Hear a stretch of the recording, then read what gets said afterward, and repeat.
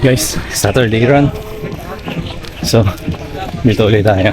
Medyo madaming runners ngayon. And, nga pala. Pa 1K na tayo. So, magdadagdag tayo ng 1 kilometer ngayong araw. So, ang target natin is 6. So, zone 2 lang tayo. Para tumagal.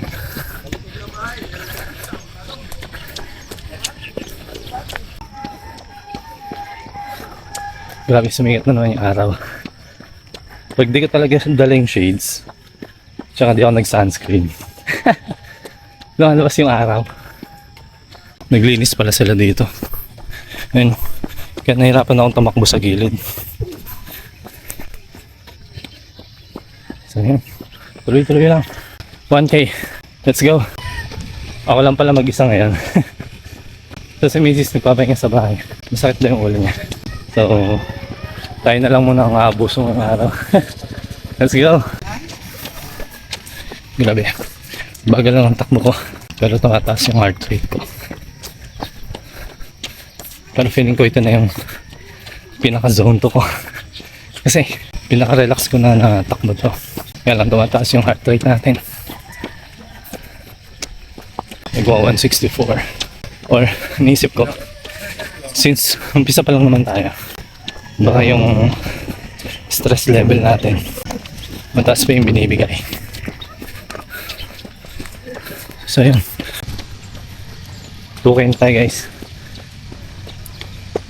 Araw, walang shades, walang sunscreen.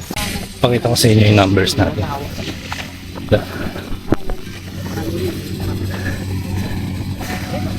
Nasa 160 yung heartbeat natin. Pero feeling ko ito yung pinaka-relax na pacing natin. Talagang mabagal lang. Totoong nakakatamad yung pagtakbo eh. Lalo na pag same route lang yung ginagamit mo. Ito kung mapapansin niya.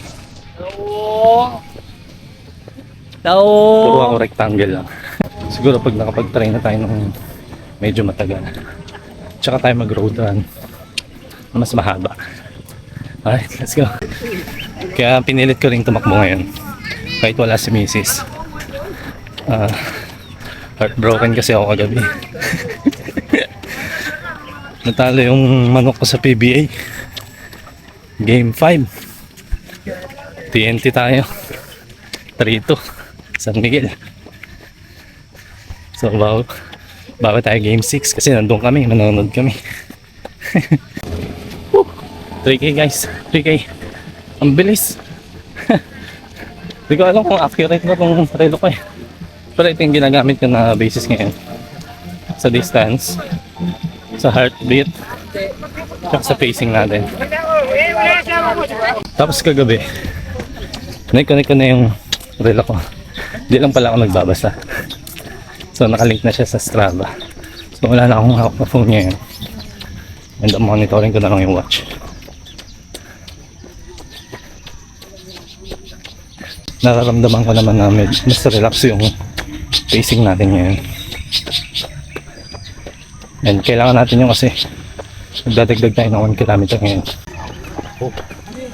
4K. Ang bilis natin. Sana accurate tong watch. Kasi parang ang bilis natin ngayon. 24 minutes. No, 4.1 na tayo.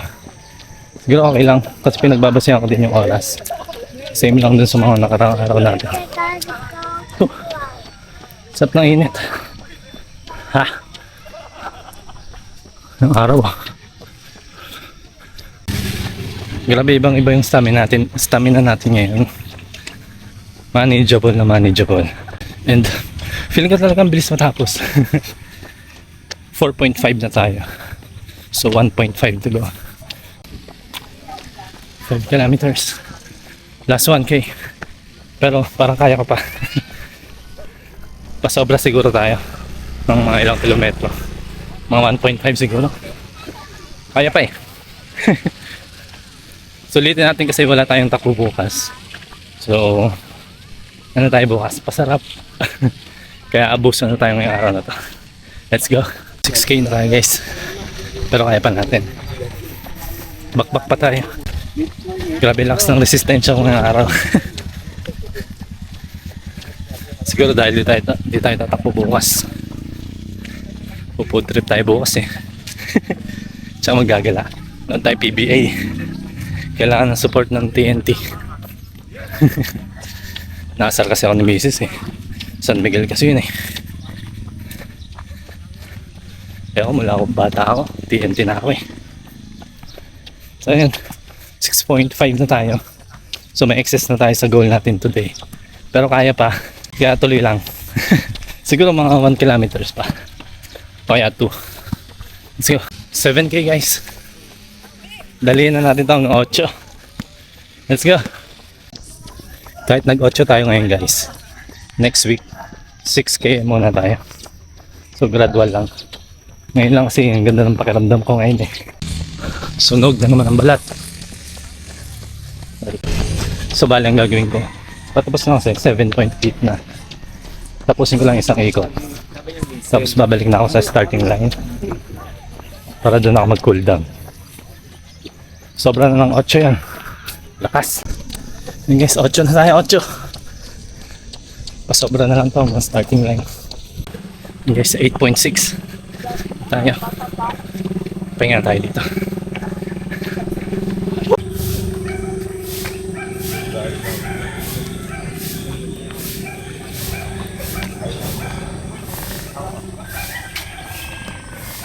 So yun guys, naka 8.6 tayo ngayon. Grabe 6 lang goal ko, kaya lang tinodo ko kasi nararamdaman ko kaya pa nung baga ko eh. Na-stamina ko kaya tinuloy-tuloy ko lang. 8.5 tingin ko kaya ko pa mag-9 kaya lang ano lang tayo, alalay lang tayo, baka masobrahan tayo eh. Sisimula pa lang tayo kaya alalay lang. And then magko-cool down na ako ngayon para uwi na uli tayo. Papakain pa ako ng aso eh. So yun lang. Siguro Monday na yung takbo ulit natin. Let's go.